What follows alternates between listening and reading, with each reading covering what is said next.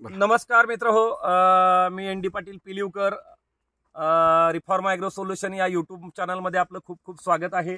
आज आम्ही आहोत लातूर जिल्ह्यामध्ये किल्लारी या ठिकाणी राजाराम बापू उर्फ बापू जाधव यांच्याकडे. यांचा हा क्रिम्सनचा प्लॉट आहे. मागच्या वर्षी पण याच्यावर एक व्हिडिओ केलेला आहे, याच्यावर पण एक व्हिडिओ केलेला आहे. आणि हे क्रिम्सनचं 8वं पीक आहे. बऱ्याचशा ठिकाणी लोकांनी क्रिम्सनची लागवड केलेली आहे. बापू माझ्या माळशिरस तालुक्यामध्ये सुद्धा दोघा तिघांनी क्रिम्सन लावली. सांगोला तालुक्यामध्ये दोघा तिघांनी मोठ्या प्रमाणावर क्रिम्सन लावली. पण असं ऐकण्यात आलेलं आहे की त्यांना क्रिम्सन काढावी लागलेली आहे, ते जमेना. लेबरचा प्रॉब्लेम असेल, प्रॉब्लेम काही असेल, पण त्यांना ते जमेना. आणि तुमचं हे 8वं पीक आहे. किल्लारीमध्ये आणखी 2 प्लॉट आहेत, किंवा नाशिकमध्ये खंडोअण्णा शेवाळेंचा प्लॉट आहे, बोराडे बापूंचा प्लॉट आहे, आणि अजूनही बरेच कळमकरा मामांचा प्लॉट असेल, बरेच आहेत आणखी. पण या सगळ्यामध्ये जर आपण बघितलं तर याच्या मागचं मूळ सक्सेस काय आहे? कारण का बरेचसे क्रिम्सनवरचे प्लॉट किंवा रेड ग्लोबवरचे प्लॉट जे आहेत हे रुस्टॉकवर लोक जरा थोडंसं कन्फ्यूज आहेत आणि रुस्टॉक बदलायचा असं म्हणतात. मग तुमचा काय अनुभव? तुम्ही पण क्रिम्सनचे बाकीच्या लोकांचे, तुमच्या सवंगड्यांचे प्लॉट पाहिलेले असतील. तुमचा रुस्टॉक कोणता आहे? नाही, आपलं बेंगलोर रुस्टॉक आहे. बेंगलोर डॉगरीज आहे. बेंगलोर डॉगरीज आहे. आणि बेंगलोर डॉगरीजवरती माझ्या हिशोबाने कसं आहे, साईजला कुठली प्रकारची अडचण येत नाही आणि साईजला वेगळा एक्स्ट्रा तुम्ही काही पीजीआर द्यायची गरज नाही. बरोबर. आणि कसं होतं, ज्यावेळेस एक्स्ट्रा पीजीआर दिली की परत कलरला अडचणी येतात. कलरला अडचणी, मग कलरला अडचण आली की मग पुन्हा नंतर मग काहीतरी देणं किंवा मग साईजला कमी पडली की मग पुन्हा पीजीआर वाढवणं, हा प्रकार जास्ती होतोय. म्हणजे पीजीआर वाढवल्यानंतर ह्या व्हरायटीला धोकादायक आहे. धोकादायक. जी जास्त झालं की पुन्हा पीजीआर जास्त झाली की पुढच्या वर्षी माल लागायला अडचणी येतात, परत माल लागायला अडचणी, फुटायला अडचणी. आणि विषय आणि कसं असतंय, आणि बरेच जणांचं म्हणणं आहे की बाबा हे याच्यामधले घड जिरते. घड जिरायचं कारण काय? जर आपलं काम जर एप्रिलचं व्यवस्थित जर नसेल तर आपल्या साध्या पण कुणा इतर व्हरायटीचे पण घड जिरतात. बरोबर. हे तर क्रिम्सन व्हरायटी वेगर जास्ती आहे.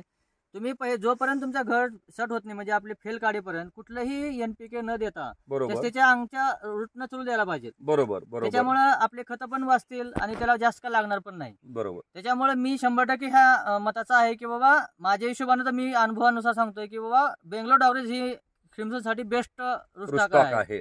आणि इतर जर काही जर करत बसलं तर मला वाटत नाही का नंतर मग परत ही जशी व्हरायटी आपली पाठीमागे पडली होती. बरोबर. की आता पण आपल्या देशामध्ये 40 वर्षापासून क्रिम्सन आहे, पण बरेचसे असे काहीतरी चुकीच्या गायडन्समुळे, चुकीच्या काहीतरी काम केल्यामुळं ते पाठीमागं पडली होती. बरोबर. पण आता ह्या थोडंसं क्रिम्सन थोडंसं आपल्या देशामध्ये पिकअप घेत आहे आणि जर व्यवस्थित चांगला रिस्पॉन्स आहे याच्या व्हरायटीचा, आणि तग देते किंवा प्रत्येक पावसामध्ये क्रॅकिंग होत नाही किंवा किती पावसापर्यंत ह्या व्हरायटीचं क्रॅकिंग होत नाहीये. किती जरी 100-150 ml जर पाऊस जरी पडला तरी क्रॅकिंग होत नाही. 100-150 मिलीमीटर पाऊस पडून सुद्धा ह्याचं क्रॅकिंग होत नाहीये. फक्त जर समजा तुम्ही जर काही पीजीआर वापरून किंवा इतर जीए जास्त वापरून जर तुम्ही काही चुका केला असाल तर त्या प्लॉटमध्ये क्रॅकिंग होऊ शकतं. बरोबर. कारण ती चूक आपली आहे, ती व्हरायटीची चूक नाही. कारण आपण त्याला काहीतरी वेगळं काहीतरी करून आपण ती व्हरायटी बिघडत चाललं. बरोबर. दोष तुम्ही व्हरायटीला कशाला देताय? बरोबर. याच्यामध्ये कूज आणि क्रॅकिंग हा प्रकार ह्या व्हरायटीमध्ये अजिबात नाही. त्यामुळे मी सांगतोय बाबा, तुम्ही जास्त कमी पीजीआर मध्ये क्रिम्सन करायचं असेल तर बेंगलोर डॉगरीज वरतीच करा. आणि माझं वैयक्तिक मत आहे की बेंगलोर डॉगरीज वरतीच करायला पाहिजे. बाकी प्रत्येकाला वेगवेगळी मत आहे, जास्तीचा अनुभव वेगळा असणार आहे.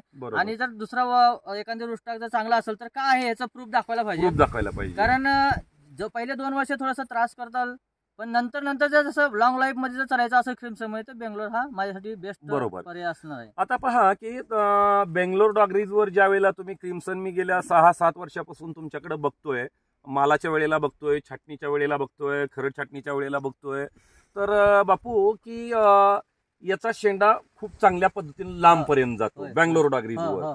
मग तो इतर रुस्टॉक वर काय होतं? उदाहरणार्थ पोल्सन वर काय होतं? तुम्ही काय पाहिलं? आता कसं आहे, पोल्सन वरती वेगर कमी आहे. मग त्याला काय करणार? परत एनपीके द्यावं लागेल, त्याला नायट्रोजन वाढवावं लागेल. त्यावेळेस तुम्हाला ती शेंडा असा भेटणार आहे. मला सांगा, मग त्याला एक्स्ट्रा नायट्रोजन देऊन त्याला वाढविण्यापेक्षा त्याला गरज नाही ना, अंगचा त्यामुळे हे कॅनॉपी येऊन जाते, कॅनॉपी येऊन जाते. परत नंतर साईजला पण तेच पुन्हा प्रॉब्लेम येणार. समजा आता हे आहे, आता मला सांगा साईज ऑटोमॅटिक आलेली आहे, ह्याला फक्त काय 1 ग्राम जीए दिलेला आहे. 1 ग्राम जीए कोणत्या किती साईजला दिलेला आहे? 100% सेटिंग नंतर 100% सेटिंगला 1 ग्राम जीए 1 एकरला दिलेला आहे, 1 एकरसाठी दिलेला आहे. आणि गर्लिंग मात्र कंपल्सरी करतो मी. अच्छा, गर्लिंग करता आहे, गर्लिंग कंपल्सरी करतोय. आणि बघा अशा प्रकारे व्यवस्थित गर्लिंग केल्यामुळे भरून आलेलं व्यवस्थित होते आणि कलरला पण चांगला आहे. आणि ही कसं माहिती का, आता ही जे प्लॉट आहे 104 दिवस झाले आपले प्लॉट, आता आज 104 दिवस झाले. आणखी याची साईज येणार आहे, ह्याला कलर पण व्यवस्थित चांगला येणार आहे. ज्यावेळेस अजून वेळ आहे, ह्याला अजून 30 दिवस तरी कमीत कमी वेळ आहे. 30-40 दिवसानंतर हार्वेस्टिंगला येईल. मग हे या येणाऱ्या 30 दिवसामध्ये याची साईज साधारणतः आता 17-18 आहे, तर आणखी किती जाईल साईज अजून ह्याची? अजून एखादी 2 mm तरी वाढेल. 2 mm, 1 ते 2 mm. तसं आज रोजी बघितलं की आहे बरोबर 18 आहे. 18 आहे. काही बघितलं 18-19 आरामशीर. 20 ला पण काही मनी जाते आता. 20 आहे. म्हणजे असा प्रकार आहे सगळं व्यवस्थित. म्हणजे आपल्याला लागते किती 16+ लागते. मग ही जी जर 18 होत असेल आणि तेव्हा ही कॅनॉपी व्यवस्थित आलेली आहे. बरोबर. आणि एक सारखेपणा आहे, जास्तीत जास्त एक सारखेपणा आहे त्याच्यामध्ये. मी असं ऐकलं बापू की बरेचसे जे काही क्रिम्सन लावलेले आहेत यांनी काही लोकांनी डायमोर मारलेला आहे, काही लोकांनी जीए 2-2 वेळेला मारलेला आहे. याबद्दल तुमचं काय मत आहे? डायमोर जर वापरला तर मला वाटतं कलर तर 100% अडचण येणार आहे. बरोबर आहे. ठीक आहे, सुपरशक्ती कंबाईन जर तुम्हाला जर लागत असेल तर त्या जीएस सोबत एक 100-150 ml जर सुपरशक्ती कंबाईन वापरलं तर चालेल. म्हणजे 5 ते 6 mm 5-6 mm 5 mm 6 mm च्या पुढे जायलाच नको. 5-6 mm ला तुम्ही देऊ शकता. किंवा तुम्हाला जर एखादी डाऊट वाटला तर त्याला पाहिजे, ठीक आहे, साईज पण येऊन जाईल तेवढी. पण जर डायमोर वापरलं तर अवघड आहे. परत नंतर जर जीए वापरलं तरी पण अवघड आहे. किंवा ते पुढच्या वर्षी परत माल लागणार नाही, परत कलर व्यवस्थित येणार नाही. मग कलर व्यवस्थित येणार गेली परत मग काहीतरी एक्स्ट्रा तुम्हाला करावं लागेल. बरोबर. आता मी मागच्या 4-5 दिवसातच माझं बोलणं झालं, आता त्यांचं नाव मला आठवत नाही आहे. नाशिकच्या एक शेतकरी आहेत, मला वाटतं उगावणे फाडकडचे, त्यांनी सांगितलं मला की बोरॉन मी वापरतो, त्यांनी बोरॉन वापरल्यानंतर काही प्रॉब्लेम येत नाही असं बोलले. तुम्हाला जो मागच्या वर्षी बोरॉनचा अनुभव आला किंवा रेड्डी सरांनी, उपेंद्र रेड्डी सरांनी त्यांच्या गाईडलाईन प्रमाणे बोरानचा काय ड्रॉबॅक असतो? नाही, बोरान कसं आहे, ह्या व्हरायटीला बोरान लागत नाही, कमी लागतं, टॉक्सिक आहे. आणि बोरान तुम्ही खालून ड्रीप देऊ शकता. ओके, एखादी 100-150 ml 100 ग्राम तुम्ही बोरान ड्रीप न चालतंय, पण पानावरती द्यायला नको. जर पानावरती दिलं की ते एकदम पान पिवळं होऊन जाते, टिपके पडते, असं एक ग्रीननेस पण क्लोरोसिस होतं त्याच्यामुळं. शक्यतो करून म्हणजे काय 100% बोरान गरज नाही, देऊ नका. पानावरती स्प्रे करूच नका. तेव्हा बोरान मिक्स असलेलं कुठलं पण टॉनिक असलं तर वापरू नका. म्हणजे बऱ्याचशा कंपन्यांचे असे टॉनिक असतात की त्या कंपनीवाल्याला पण माहित नसतं की त्याच्यामध्ये काय आहे, बोरान टाकलेलं, बोरान आहे का दुसरं काही टाकलेलं आहे का काय माहित नसतं. किंवा काही साईज वाढण्यासाठी असं टॉनिक किंवा म्हणजे सीवीड वगैरे असतात, त्याच्यामध्ये कोण IA टाकलेलं असतं, कुणी मला वाटतं डायमोर सारखा घटक, CPPU सारखा घटक मिसळलेला असतो रिझल्ट दिसण्यासाठी. ते पण घातक ठरू शकतो. हो, 100%. मग त्याच्यामुळे काय होईल, कलरला अडचण येणार. एकमेव कसं ते असं डोळ्याला दिसत नाही, पण बोरान एक असं आहे की ती आपल्या डायरेक्ट डोळ्याला समजून येते. पानावरती स्प्रे केल्यानंतर ती डायरेक्ट पिवळं पडते. बरोबर आहे. म्हणजे डायरेक्ट पिवळं म्हणजे असं टिपके पडल्यासारखं होते, असं खोडक्या लागल्यानंतर जसं बरोबर कमी होते का, प्रकार होऊन जाते. बरोबर. पण बोरान ड्रीप वरती चालतंय का? बरोबर. भविष्यामध्ये आता मागचे पहिले 4 वर्ष क्रिम्सनचे अतिशय चांगले गेले. मधल्या 2 वर्षामध्ये जरा क्रिम्सनचं मार्केट कमी होतंय का काय असं वाटायला लागलेलं होतं. म्हणजे जसं तुम्हाला काही वर्षापूर्वी 150 रुपये रेट मिळाला होता प्रति किलो, 140 रुपये मला वाटतं, परत तो 100 रुपयेपर्यंत आला, 90 रुपयेपर्यंत आला, आणि मागच्या वर्षी अजूनही वाढला का 90-95 रुपये. मग जर समजा क्रिम्सनची महाराष्ट्रामध्ये जास्त लागवड झाली तर याचं भविष्य काय राहील युरोप एक्सपोर्ट साठी? नाही, 100%. कारण भारतात तर लोकलला तर ही व्हरायटी जात नाहीये, पण लोकलला सुद्धा ही वाढेल व्हरायटी. ज्या वेळेला लोकलला जायला लागेल त्यावेळेला आणखी ह्या व्हरायटीला चांगला आहे. कारण का ह्याला थिनिंगच्या कमी लागणार आहेत, प्रॉब्लेम कमी आहेत, पीजीआर पूर्णपणे कमी आहेत. तर कसं आहे भविष्यातला स्कोप कसा राहील क्रिम्सनचा? नाही, कसं आहे, कलर व्हरायटीच्या तुलनेमध्ये विचार जर केला की बाबा ह्याच्यामध्ये कूज नाही, क्रॅकिंग नाही, किती पाऊस पडू द्या, आणि त्यात कसं आहे, आणि युरोप एक्सपोर्टला सगळ्यात जास्त मागणी आहे, आणि किती जरी वाढलं तर असं काय फरक पडणार नाही. किती झालं क्रिम्सन वाढलं तर चांगलंच आहे, भविष्यात चांगलंच आहे, असं काही होणार नाही. शेवटी जास्तीच्या व्यापाऱ्यावर त्या एक्सपोर्टरवर अवलंबून आहे की त्याला किती रेट द्यायचं ते काय नाही ते.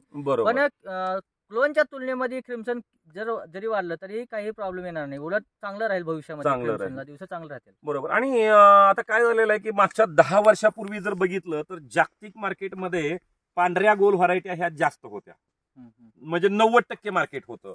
आज जर बघितलं तर पांढऱ्या गोल व्हरायटीचं मार्केट आलेलं आहे युरोप मधलं, ते म्हणजे एक 20 ते 25% आलेलं आहे. आणि जे 75% मार्केट कव्हर केलेलं आहे ते कलर व्हरायटीने घेतलेलं आहे. त्या कलर व्हरायटी पैकी काही ब्लॅक व्हरायटी आपल्या भारतामध्ये आहेत 5-6, आणि ब्लॅक सोडून मग क्रिम्सन आणि रेड ग्लोब एक आहे, आणि एक दुसरी आहे पण त्याची किपिंग क्वालिटी नाही आहे, मला वाटतं फ्लेमची किपिंग क्वालिटी नसल्यामुळे ते आपण एक्सपोर्ट करू शकत नाही आहे.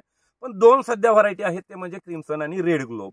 तर तुम्हाला युरोप एक्सपोर्टसाठी कलर व्हरायटीमध्ये रेड ग्लोब ही तुम्ही पाहिलेली आहेत बऱ्याच जणांच्या, आणि क्रिम्सन, ह्या दोन्हीमध्ये काय फरक वाटतो तुम्हाला? नाही, आता ज्याला जी जमले ते, आता क्रिम्सन आम्हाला जमले व्यवस्थित वाटते तर क्रिम्सनच करलेलं चांगलं. बरोबर. रेड ग्लोब चांगली आहे, त्यामुळे नाव ठेवायला काही अडचण नाही, गरज नाही त्याला नाव ठेवायची, पण चांगली व्हरायटी आहे ती पण. बरोबर. पण जर निसर्गाला जर भविष्यामध्ये असं जर पाऊस का वाढत गेला, निसर्ग जर चेंज होत गेला, तर मला वाटतंय की बाबा क्रिम्सन ही एक पर्याय असेल, चांगला आहे, म्हणजे नुकसान नाही होणार. नुकसान 100% होणार नाही.